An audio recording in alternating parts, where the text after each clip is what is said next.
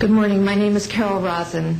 In 1974, after being a sixth grade school teacher, I was introduced to the late Dr. Wernher von Braun in the U.S., the father of rocketry. In my first meeting with him, during that first 3.5 hours, he said to me, "Carol, you will stop the weaponization of space." And I said, teachers don't stop until June. He said, "No, you have to understand, this is February. And we have to prevent the weaponization of space because there is a lie being told to everyone that the weaponization of space is now first being based upon the evil empire, the Russians.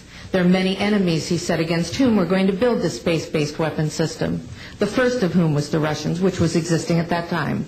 Then there would be terrorists. Then there would be third world countries. Now we call them rogue nations or nations of concern. Then there would be asteroids." And then he would repeat to me over and over, and the last card would be the extraterrestrial threat. Well, at the time, I kind of laughed when he said asteroids, and when he said extraterrestrials, I knew I wasn't going to deal with that subject. And now we hear on the news just today, this week, that they've slid in another enemy. Only this time we're going to protect our satellites. In other words, we have to have some reason to spend these trillions, to waste these dollars on a space-based weapon system, and they're all lies. This is a system, he told me, that would never protect anyone. Even back then, he talked about suitcase bombs. He talked about chemical, viral, bacterial, biological warfare, that these space-based weapons would never protect us against.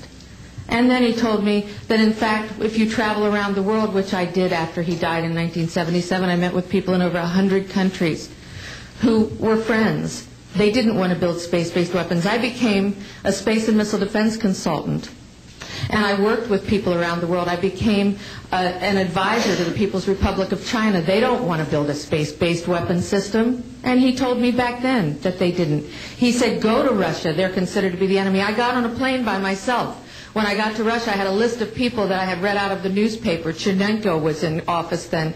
He was the only one I didn't get a chance to meet. They introduced me to everyone when I got there.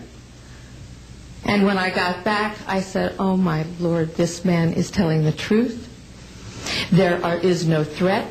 And I've been waiting until this day for 27 years, and I'm expecting the spin to happen, because he also explained to me that as a military strategist, as a person who worked on the MX missile, which I did later, he said, "You will find that there is going to be a spin to find some enemy against whom we have to build space-based weapons." And now we should expect the spin, because he said part of the formula for the intelligence community is if they might have a weapon, then we have to consider that they do have these weapons. So now they do have these weapons, so now we have to build these weapon systems. And that's the formula, except that it's all based on a lie.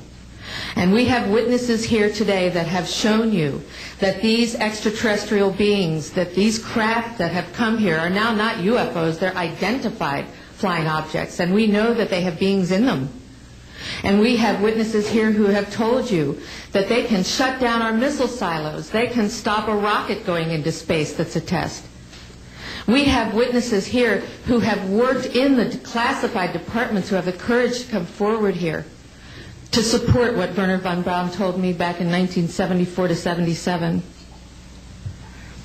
And I will testify before the Congress that when I founded the Institute for Security and Cooperation in Outer Space, which I shut down a few years ago because I didn't believe we had a chance with this huge, integrated around the world, complex weapon system, that we had any chance at all of transforming that war industry into a space industry that could provide benefits, like Dr. Greer has said, of global warming. We can end that situation of that problem. We can end the energy crisis. We can build now non-polluting technologies. Wernher von Braun used to tell me that we could have cars back then that drove around off the ground. He described this to me on beams so that we have no pollution on this planet.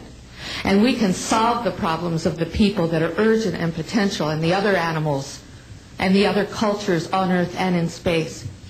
And we can end the arms race without dislocating the industry jobs, without disrupting the economy by transforming, Wernher von Braun told me, the war industry into a global cooperative space industry that will provide, he said, finally, more jobs and profits on this planet than during any hot or cold wartime, more products and services that can be applied directly to solving the problems of this planet, and we can have a whole planet now that lives in peace on Earth, with all the cultures on Earth, and with all the extraterrestrial cultures in space. And these are words that Wernher von Braun told me in 1974, and I will testify before the Congress under oath about everything I have said and more.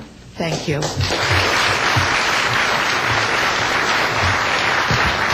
Thank you very much. I'd like to thank each of the witnesses and for your patience. We're running about 50 minutes late, and I do apologize for that. I want to emphasize that all of these witnesses each could speak for probably anywhere from 2